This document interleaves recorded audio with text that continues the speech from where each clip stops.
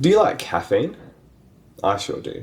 Hi, Luke here, dietitian from Active Health Clinic, and it's fitting that I'm talking about caffeine this morning. I'm almost through my first coffee of the day. Caffeine is such an interesting chemical. It's actually the world's most widely used drug.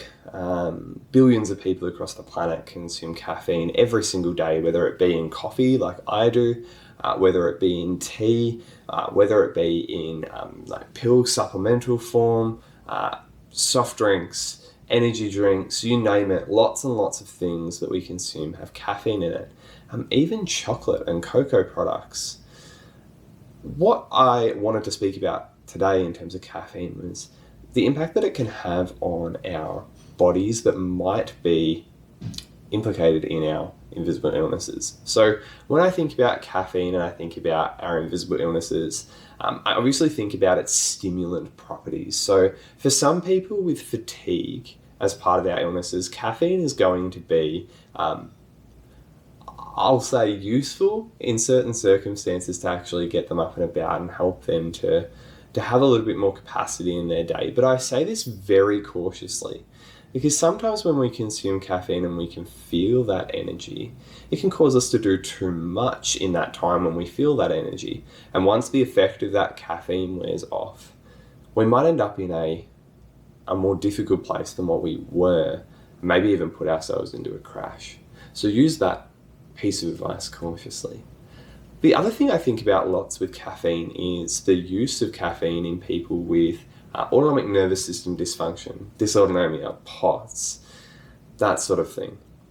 Now, there is a double-edged sword here as well.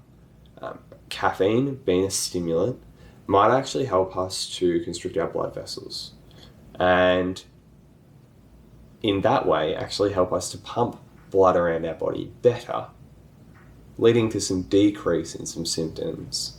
However, a lot of individuals that I see with iron POTS and dysautonomia are actually quite sensitive to caffeine, sensitive to its stimulating effects, which can produce, when you consume caffeine in certain ways, particularly through coffee and energy drinks, but I have seen it in other ways as well, it can produce quite an anxious effect on the body. People can start to feel quite worried and stressed. It can make their heart beat faster, which of course we're already experiencing in OI, POTS, dysautonomia.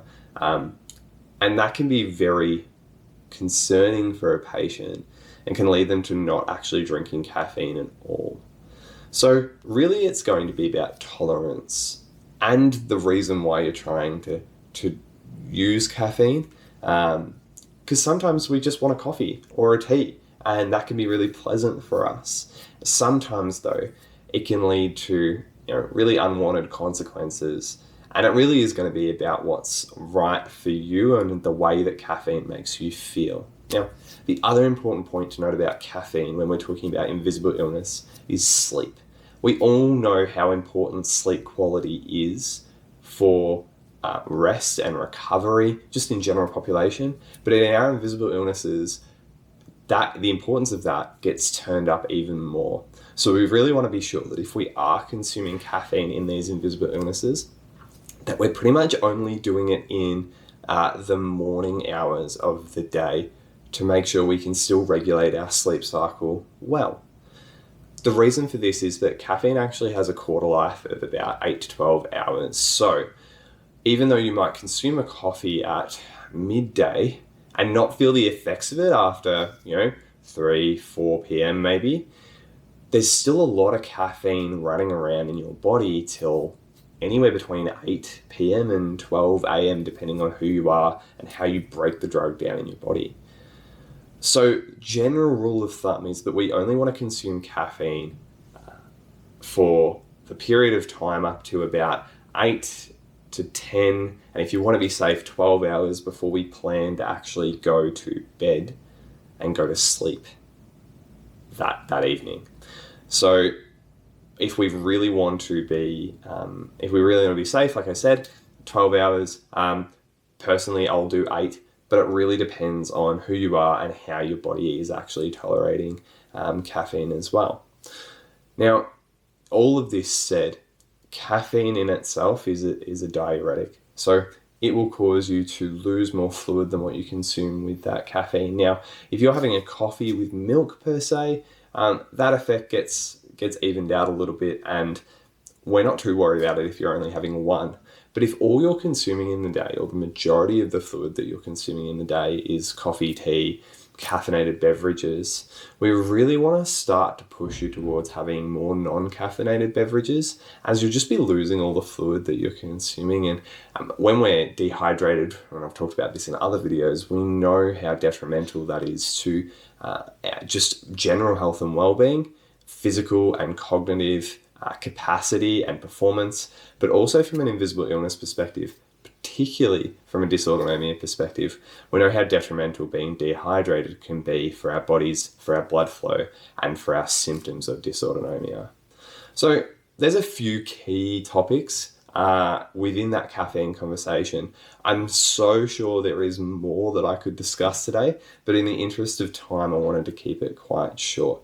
If you do have any questions or concerns about caffeine, how to use it, when to use it, please feel free to reach out to us. It is something that we discuss as dietitians, particularly with our area of interest being invisible illnesses, and how much caffeine can actually moderate those invisible illnesses and change the way you experience them for a short and sometimes not a short amount of time. We're very used to this conversation, so feel free to reach out to us. And maybe drop in the comments below if you are a consumer of caffeine or coffee. How many cups would you have a day? What does that look like for you?